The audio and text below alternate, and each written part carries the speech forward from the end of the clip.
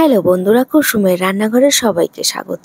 আমার আজকের রেসিপি মুচমুচে ছোলার ডালের ডালমুট। সামান্য কয়েকটি উপকরণ লাগবে, তৈরি করে নিয়ে সারা মাস জুড়ে সংরক্ষণ করে রাখতে পারবেন। কিভাবে সহজ পদ্ধতিতে বাড়িতে বানিয়ে নেওয়া যায় দেখে নেওয়া যাক আমার আজকেই ভিডিওটিতে। এটা বানানোর জন্য এখানে আমি একটা বোল নিয়েছি, 1 কাপ ছোলার ডাল দিয়ে দেব। জল দিয়ে ভালো করে কচলে কচলে ধুয়ে নিতে হবে 3 থেকে 4 বার। দেখুন আমার ধোয়া হয়ে গেছে। আমি আবার জল দিয়ে সামান্য একটু বেকিং সোডা দিয়ে দেব। বেকিং সোডাটা অবশ্যই দেওয়ার চেষ্টা করবেন, এটা কিন্তু দিতেই হবে। বেকিং সোডাটা দিয়ে ভালো করে নেড়ে এখানে কিন্তু জলের পরিমাণটা বেশি রাখতে হবে। ঢাকনাটা বন্ধ করে 5 থেকে 6 ঘন্টা রেখে দেব। দেখুন 6 ঘন্টা পরে পুরো ছোলার ডালটা ফুলে গেছে। এবারে আমি এটাকে জল ঝরিয়ে নেব। এইভাবে আমি জলটাকে ঝরিয়ে নেব।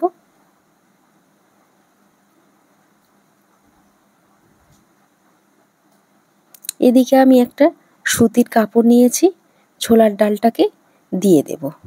ডালটা সুতির কাপড়ের চারিদিকে ছড়িয়ে দেব, যাতে এক্সট্রা জলটা আর না থাকে, সুতির কাপড়টা টেনে নেবে।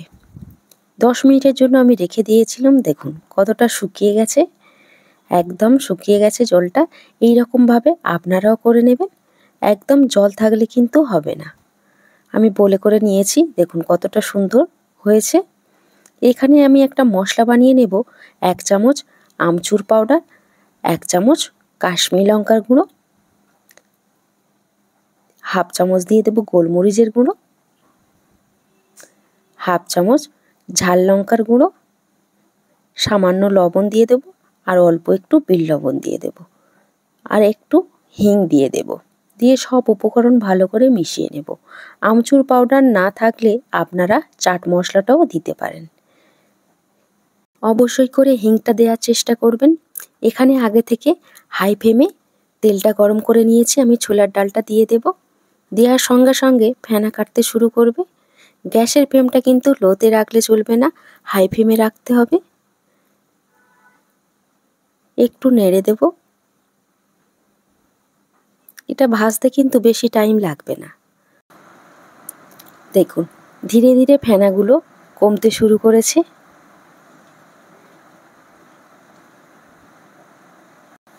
দেখুন ডালগুলো ধীরে ধীরে সব তেলের উপরে ভাজতে শুরু করেছে, আর ফেনাগুলো কমে গেছে।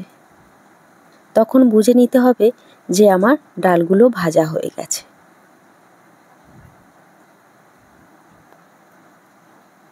সব ডালগুলো তেলের মধ্যে ভেসে উঠেছে, তার মানে এটা হয়ে গেছে।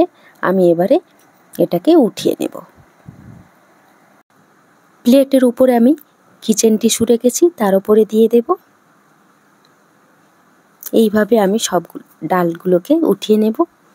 বাকি যে ডালগুলো ছিল একইভাবে আমি ভেজে নেব। একই রকমভাবে ভেজে নিতে হবে। এটাও আমার ভাজা হয়ে গেছে, আমি এটাকে উঠিয়ে নেব।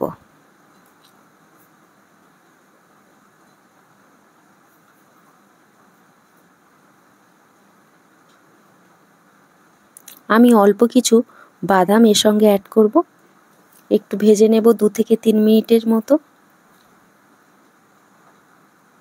আপনারা চাইলে নাও দিতে পারেন, বাদামটা দিলে খেতে ভালো লাগে, এই জন্য আমি বাদামটা দিলাম।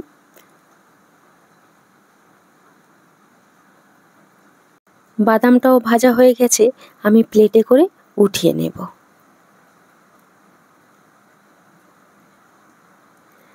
আমি অল্প কিছু কারি পাতা ভেজে নেব।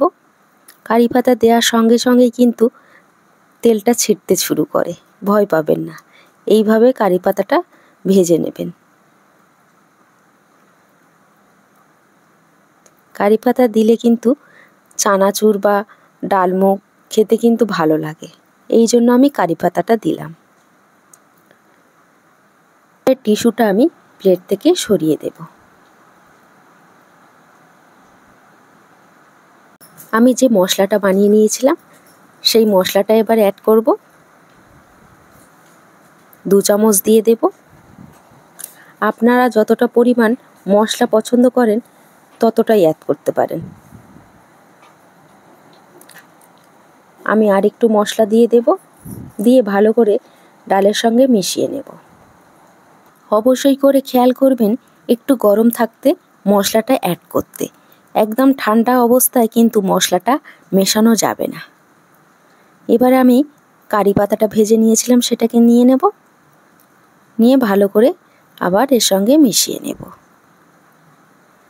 আপনারা কিন্তু এইরকমভাবে বানিয়ে 1 মাস জুড়ে সংরক্ষণ করে রাখতে পারেন।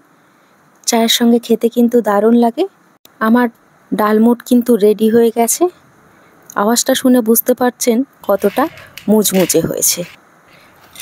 আমার আজকের রেসিপি যদি আপনাদের ভালো লেগে থাকে লাইক কমেন্ট শেয়ার করবেন। আমার চ্যানেলে নতুন বন্ধু হয়ে থাকলে চ্যানেলটাকে সাবস্ক্রাইব করবার অনুরোধ রইল। ভালো থাকবেন, সুস্থ থাকবেন। আবার ফিরে আসবো অন্য কোনো রেসিপি নিয়ে।